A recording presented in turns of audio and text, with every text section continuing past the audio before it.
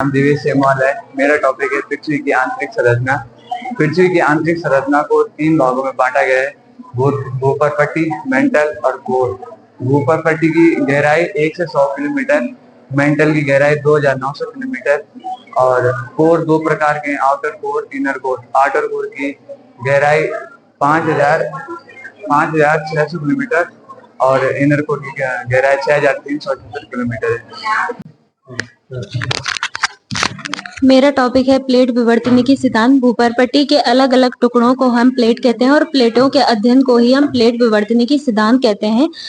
और एक प्लेट विवर्तनिकी अवधारणा अवलोकन 1967 में मैकेंजी तथा पाकर नामक विद्वानों ने किया था। और एक प्लेट विवर्तनिकी महासागर तथा महाद्वीपों से मिलकर बनती है और यह गतिशील होती है, जिस कारण इन पर स्थित महासागर एवं महाद्वीपों की स्थिति में परिवर्तन होता है। प्लेटों के प्रकार दो होते हैं: महासागरीय प्लेट और महाद्वीपीय प्लेट। और महासागरीय प्लेट जो होते हैं महाद्वीपीय प्लेटों की अपेक्षा भारी होते हैं। प्लेटों के नाम है अंटार्कटिका प्लेट, उत्तरी अमेरिका प्लेट, दक्षिणी अमेरिका प्लेट, अफ्रीकी प्लेट, यूरेशियाई प्लेट। और छोटी प्लेटों का नाम है Cocos plate, Nazca plate, Arabian plate, Philippines plate, Caroline plate और फ्यूजी प्लेट। मेरा टॉपिक है ज्वालामुखी। ज्वालामुखी से अभिप्राय उन सभी जिनसे पिघला हुआ मैग्मा ऊपर की ओर उठता है अथवा पृथ्वी के धरातल को फाड़कर कठोर चट्टान का रूप ग्रहण करते हुए एकत्र हो जाता है। ज्वालामुखी एक छिद्र वेंट से आरंभ होता है। उस छिद्र में पृथ्वी के भीतरी भाग से गर्म लावा और तप्त गैसें और उष्ण वाष्प तथा गले हुए चट्टानी पदार्थ बाहर निकलते हैं। ये सभी पदार्थ ज्वालामुखी नली के माध्यम से बाहर आते हैं और ज्वालामुखी नली का सबसे ऊपरी भाग विवर है। इससे निकलने वाले तीन पदार्थ है, जैसे ठोस, द्रव और गैसीय पदार्थ। ज्वालामुखी तीन प्रकार का होता है: सक्रिय ज्वालामुखी, प्रसुप्त और विलुप्त। मेरा टॉपिक है भारत की स्थिति। भारत उत्तरी पूर्वी गोलार्ध में स्थित है। इसका क्षेत्रफल 32,87,263 वर्ग किलोमीटर है। इसकी लंबाई 3,214 किलोमीटर है और इसकी चौड़ाई 2,333 किलोमीटर है। इसकी सबसे ज्यादा जो रेखा लगती है वो बांग्लादेश से लगती है और इसके पड़ोसी देश भूटान, नेपाल, पाकिस्तान, अफगानिस्तान और म्यांमार है।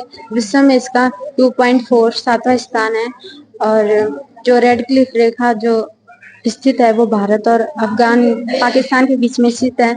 और जो डूरंड रेखा है वो भारत और अफगानिस्तान के बीच में स्थित है। इसकी सबसे ऊंची चोटी K2 है। इसकी सबसे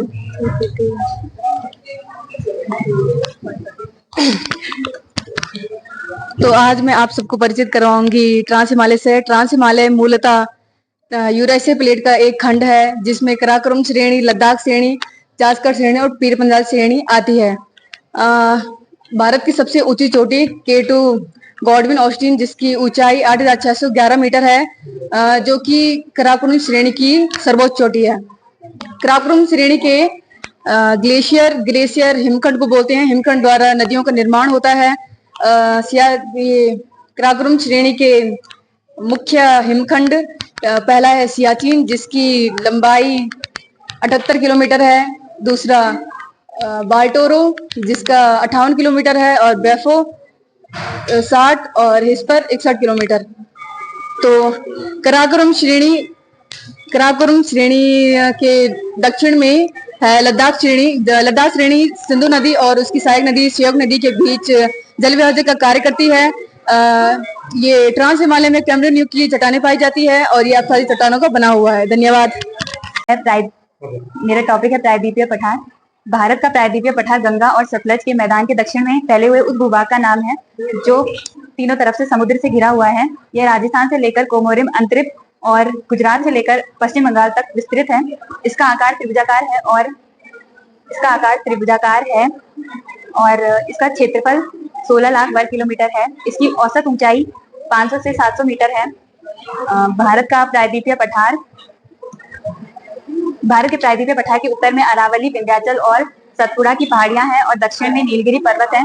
इसके पश्चिम में पश्चिम उच्च घाट है और पूर्व में पूर्वी निम्न घाट है। और प्रायद्वीपीय पठार से अलग मेघालय का पठार भी इसी पठार का भाग है।